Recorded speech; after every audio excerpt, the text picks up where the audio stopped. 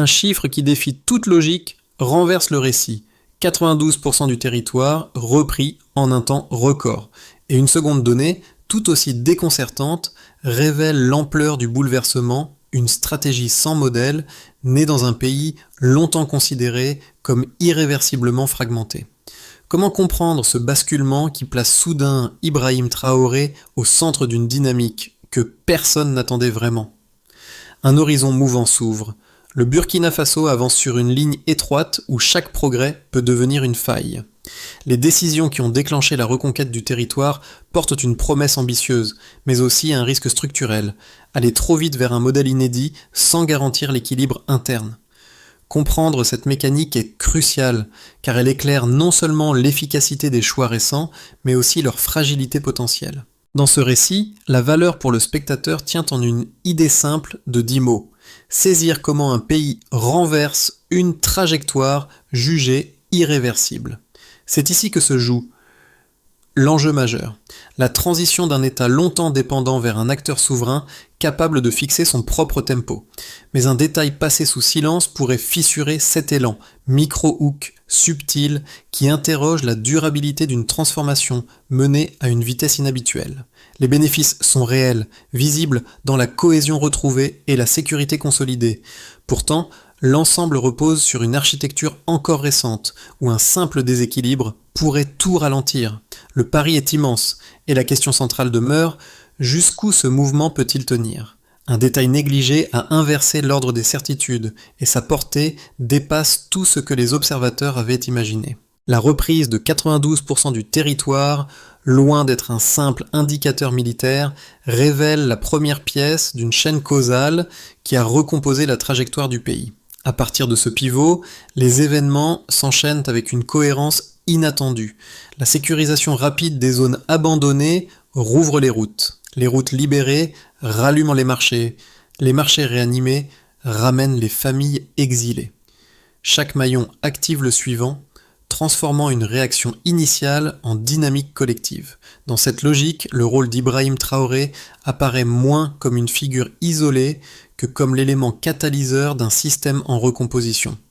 Ce basculement surprend d'autant plus que le Burkina Faso sortait d'une période où tout semblait s'effriter. Fragmentation territoriale, rupture logistique, effondrement administratif. Les écoles fermées, les embuscades répétées et l'exode rural avaient installé un climat d'impuissance, nourrissant l'idée qu'aucune inversion durable n'était possible. Pourtant, dès que la reconquête a franchi un seuil critique, les communautés ont perçu un changement plus profond qu'un simple retour de l'ordre. Elles ont reconnu une possibilité de continuité, une forme de stabilité que beaucoup croyaient perdue. Cet ajustement psychologique, presque imperceptible au début, constitue le second maillon du processus. Une confiance timide, mais réelle, qui modifie les comportements collectifs. Les habitants recommencent à circuler, les enseignants retournent dans les écoles, les paysans replantent les terres. Ces gestes accumulés créent un effet d'entraînement que les anciens schémas sécuritaires n'avaient jamais réussi à générer. Ainsi s'installe la troisième étape de la chaîne, la reconstruction sociale venant renforcer la sécurité, qui elle-même stabilise les territoires repris. Le pays avance alors comme un mécanisme où chaque action, même modeste, verrouille la précédente. Et c'est dans ce mouvement feutré, presque invisible au premier regard, que se révèle la véritable transformation en cours. Au cœur des premières semaines, la transformation du pays se lie à travers des trajectoires individuelles que personne n'attendait réellement. Ces figures ordinaires, longtemps reléguées à la marge, deviennent les guides involontaires d'un mouvement plus vaste. Leur rôle n'est pas d'incarner l'héroïsme, mais de révéler les effets concrets d'une recomposition menée à un rythme inhabituel. Le premier exemple vient d'un ancien maçon dont le passé, marqué par des erreurs successives, semblait l'avoir condamné à l'invisibilité sociale. Intégré dans une unité réhabilitée, il découvre un cadre où la discipline compte autant que la volonté de réparer. Dans les villages qu'il traverse, sa présence rassure. Il participe aux patrouilles, aide à rouvrir des pistes, soutient les habitants lors des premiers retours. Les communautés voient en lui non un vestige d'une faute passée, mais une force discrète, contribuant à stabiliser leur espace de vie. Le second cas se manifeste dans un petit marché de brousse. Une commerçante, revenue après des mois d'exil, raconte comment les activités quotidiennes ont repris dès que les routes ont été sécurisées. Le simple fait de pouvoir étaler ses produits, accueillir de nouveau les clients et circuler sans craindre la tombée de la nuit transforme sa routine. Pour elle, ce renouveau n'est pas abstrait. Il s'inscrit dans chaque geste, chaque matinée où les étals se remplissent comme avant. Ces récits, modestes mais révélateurs, témoignent d'un basculement perceptible avant même que les statistiques ne l'expliquent. Il montre comment le terrain a absorbé les premiers effets de la réorganisation en cours, bien avant que les observateurs extérieurs n'en prennent la mesure. La reconstruction commence toujours par des vies minuscules. Le déclencheur se produit tôt le matin lorsque l'ordre circule sans détour. Ouvrir les cellules, libérer ceux que l'on croyait définitivement perdus, puis les réengager comme défenseurs. Rien dans cette séquence n'annonce un bouleversement durable. Pourtant, le geste frappe par sa rapidité. Les gardiens de Ouagadougou retirent les verrous. Les uniformes sont préparés à Bobo-Dioulasso. Les camps de Pau et de Koudougou tournent jour et nuit. Les premières patrouilles s'organisent en silence, comme si un nouveau rythme devait s'imposer sans attendre. Sous l'impulsion d'Ibrahim Traoré, les étapes s'imbriquent les unes dans les autres. Libération, formation, déploiement. La logique ancienne vacille. Le mouvement bascule lorsque les premiers contingents atteignent les zones reprises. Les villages, jusque-là figés dans la peur, voient surgir des silhouettes inattendues. Les hommes portent encore les marques de leur passé, mais leur discipline surprend. Ils inspectent les routes, ils nettoient les bas-côtés, ils sécurisent les champs avant le lever du soleil. Les habitants observent, hésitent, puis s'habituent. Le contraste avec les mois précédents est net. La présence de ces unités renverse la dynamique locale. Les embuscades cessent. Les déplacements reprennent, les marchés rouvrent avant même que les autorités ne l'annoncent officiellement. Une cohérence nouvelle se forme, presque malgré elle. Le climax apparaît quelques semaines plus tard, lorsque les routes majeures se stabilisent. Les camions circulent à nouveau. Les commerçants quittent les villes pour réapprovisionner les villages reculés.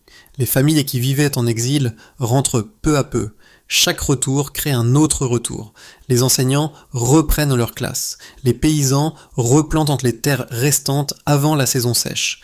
La chaîne économique redémarre, segment par segment. Rien dans ces gestes n'a d'éclat spectaculaire, mais leur accumulation produit un effet massif. Les villages s'illuminent la nuit. Les enfants jouent dans les cours. Les places centrales se remplissent comme si le temps perdu voulait être rattrapé. Une onde sociale suit immédiatement. Les 1500-600 hommes réhabilités deviennent des points d'équilibre. Ils interviennent dans les différends, ils accompagnent les déplacements, ils servent de relais entre habitants et autorités locales. Les tensions urbaines diminuent, la criminalité recule. Les quartiers autrefois réputés instables retrouvent un calme inattendu. Les habitants redécouvrent des habitudes oubliées, marcher après le crépuscule, ouvrir les commerces plus tard, se déplacer sans craindre chaque carrefour. Puis vient l'onde psychologique. Les habitants perçoivent un changement profond. Le risque n'a pas disparu, mais la peur constante s'estompe. Les voix des sceptiques se font plus discrètes. Les récits de terrain circulent plus vite que les déclarations officielles. Les communautés s'approprient le mouvement. Les villages deviennent des acteurs. Les habitants redessinent leur vie quotidienne autour d'un sentiment fragile, mais réel, la possibilité de durer. L'après-coup installe une question en suspens. La vitesse qui a produit cette séquence peut-elle rester une force, ou deviendra-t-elle une faille si le rythme se brise ?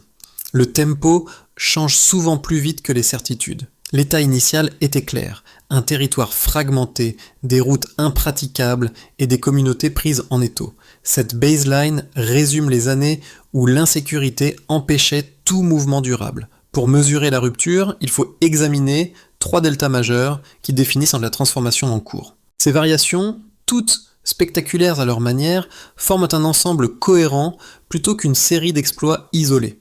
Elles montrent comment un basculement stratégique, initié sous l'impulsion d'Ibrahim Traoré, a reconfiguré simultanément l'espace, la mobilité et la cohésion sociale.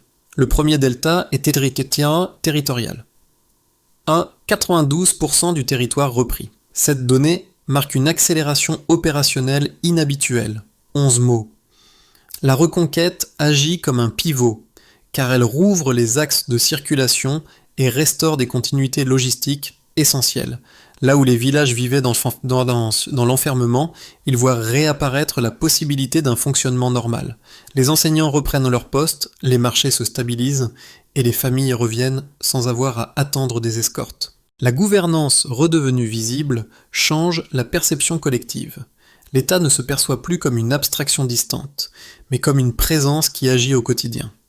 Cette mutation territoriale soutient l'ensemble de la dynamique, car un espace contrôlé devient l'infrastructure de toutes les autres améliorations. Le deuxième delta concerne la sécurité des routes. 72% d'attaques routières. Cette baisse recompose immédiatement les échanges économiques. 12 mots, les artères commerciales, autrefois paralysées, retrouvent une activité continue.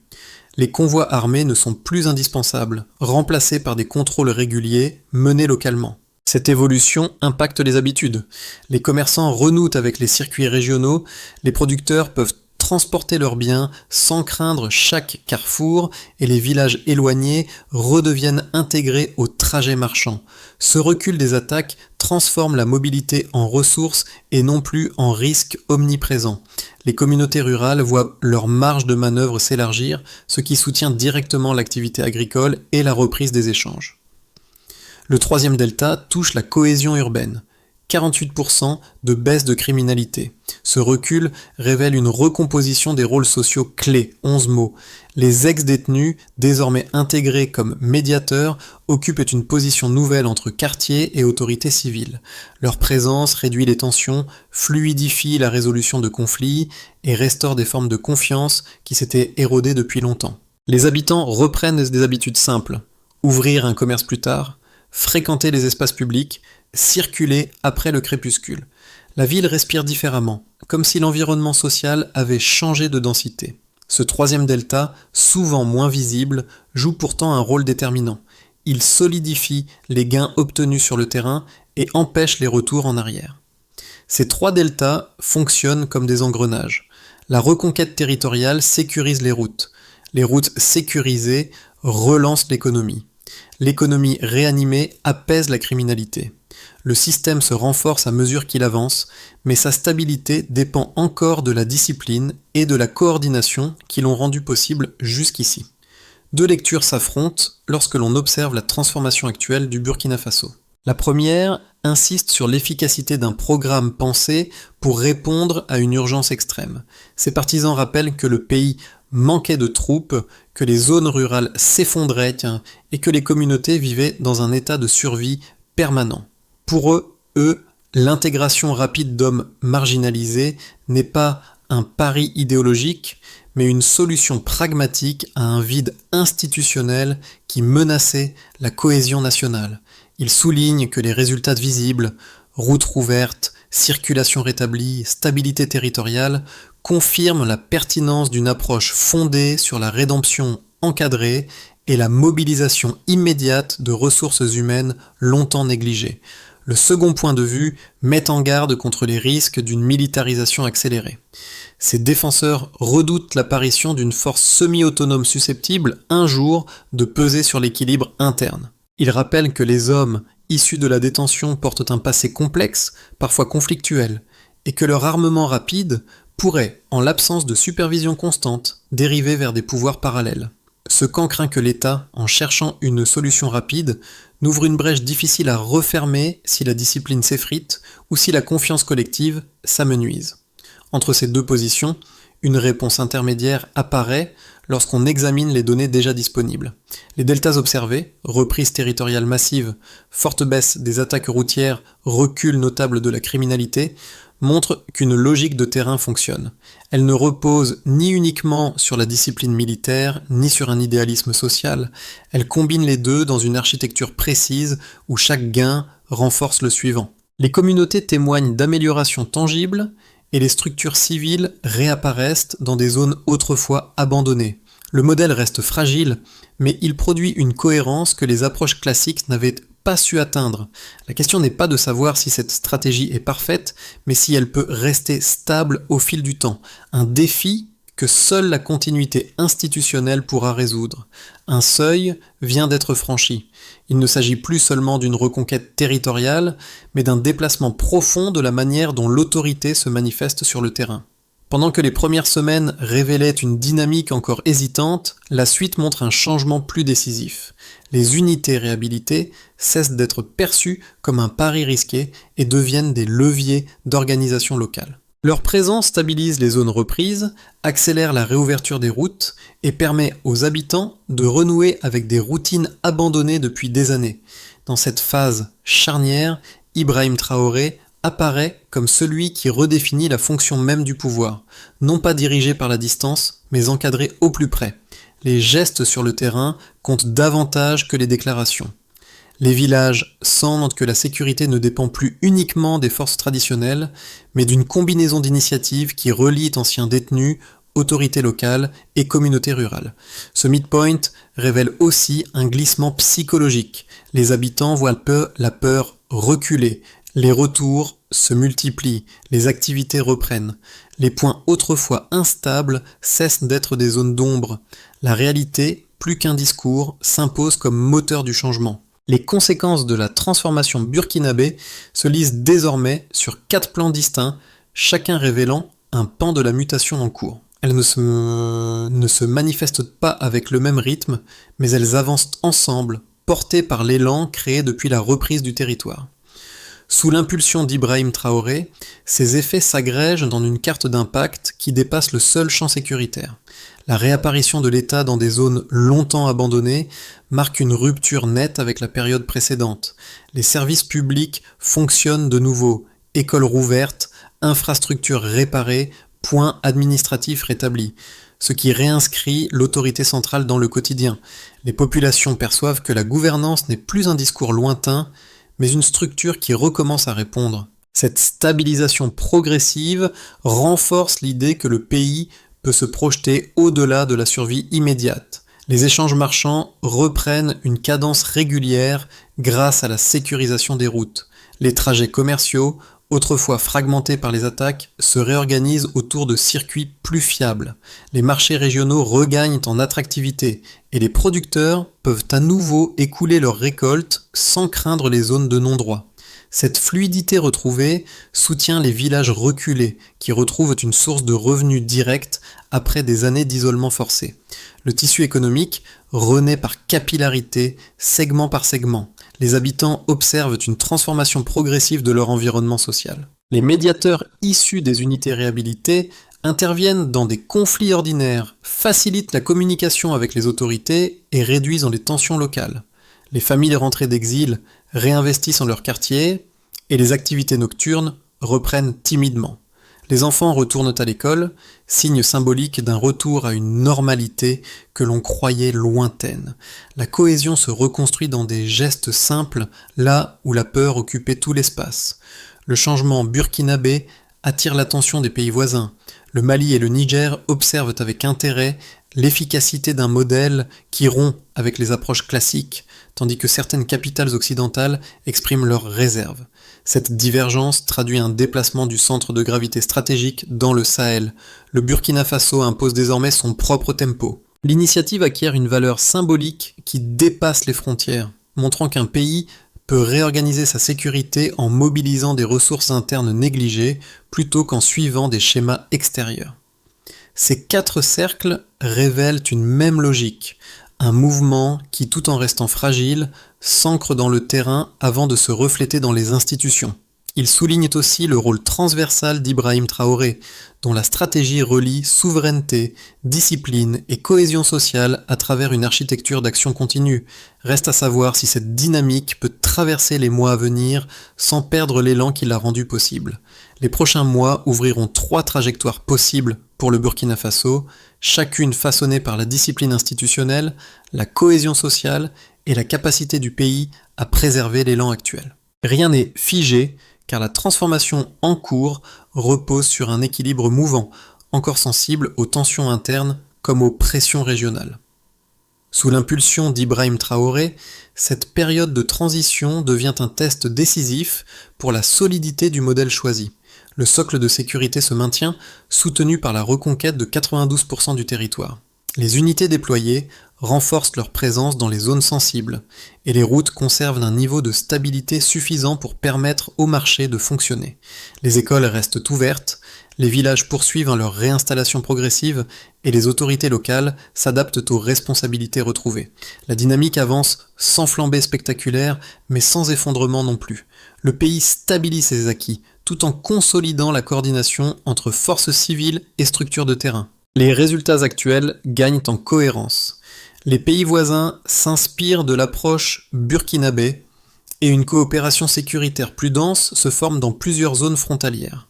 La baisse des attaques routières stimule davantage les échanges économiques, donnant aux producteurs ruraux un accès élargi aux circuits commerciaux. Les villages replantés deviennent des pôles d'activité, et les unités réhabilitées trouvent leur place dans un dispositif mieux structuré. Dans ce cadre, l'influence du Burkina Faso augmente non par confrontation, mais par crédibilité pratique. Une série d'incidents isolés apparaît. Tensions internes dans certaines unités, reprise d'attaques dans quelques corridors ou contestations locales sur la gestion administrative. Ces fissures, modestes au départ, fragmentent lentement les progrès réalisés. Les marchés perdent en stabilité, les familles hésitent à se réinstaller et la confiance dans le programme se fragilise. Le risque ne vient pas d'un effondrement brutal, mais d'une succession de dérives modestes qui grignotent la cohésion sociale. Quelle que soit l'issue, un principe reste essentiel. Pensez les prochains mois comme un exercice de lucidité, et non comme une projection figée. La transformation en cours ne se limite plus aux cartes militaires ou aux rapports administratifs.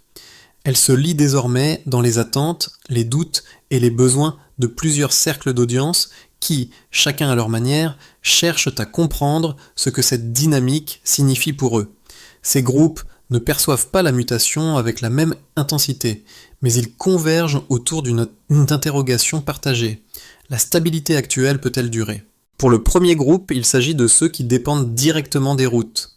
Les familles, commerçants et travailleurs mobiles voient dans la baisse des attaques un changement décisif. Le retour à des trajets réguliers modifie leurs habitudes et réduit une anxiété qui pesait sur chaque déplacement. Leur attente principale reste la continuité. Que cette sécurité nouvelle ne soit pas un simple intervalle avant un possible retour des menaces. Quant au deuxième groupe, il rassemble ceux qui reconstruisent dans leur quotidien. Les villages réoccupés, les terres replantées et les écoles rouvertes créent une respiration nouvelle. Les habitants, souvent revenus après des mois d'exil, découvrent un espace où les gestes ordinaires reprennent sens. Ils espèrent que les initiatives locales continueront d'être accompagnées et que leurs efforts ne seront pas isolés. Ils regardent l'avenir avec prudence, mais aussi avec une forme d'optimisme discret. Enfin, un troisième groupe observe la vie des quartiers urbains. Les citadins constatent une baisse de la criminalité et une présence accrue de médiateurs capables de gérer des tensions quotidiennes. Ils apprécient la possibilité de circuler plus librement, mais ils redoutent qu'un excès de rigidité ou un manque de supervision fragilise la situation. Leur vigilance s'exprime surtout dans un besoin de clarté, que cette dynamique reste centrée sur la cohésion plutôt que sur la seule logique sécuritaire. Ces trois cercles posent la même question.